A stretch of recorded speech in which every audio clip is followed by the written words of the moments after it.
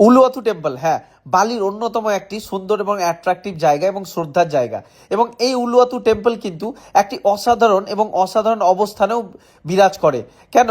উলুয়াতু temple south কুট্টার একদম top পর্বতের অবস্থিত, যেখানে তার পিছনে ঠিক একদম সমুদ্র। তাই লোকাল মানুষরা মনে করে এই উলুয়াতু টেম্পল কিন্তু তাদের আইল্যান্ডকে নেগেটিভ ফোর্স থেকে, স্পেশালি সমুদ্রের ঢেউ থেকে, ঝড় থেকে রক্ষা করছে। তাই সাধারণ মানুষরা এটিকে সিক্সথ হোলিনেস অফ টেম্পল বালি শহরের ভাবা হয়। এবং এই মন্দিরটি দর্শন করতে গিয়ে কিন্তু সত্যি চোখ ফেরাতে পারলাম না। 1 মিনিটে আপনি 10 মিনিটে, আধ ঘন্টায় শেষ করতে পারবেন না। ঘন্টার পর ঘন্টায় মন্দিরকে কিন্তু উপভোগ করতে লাগবে।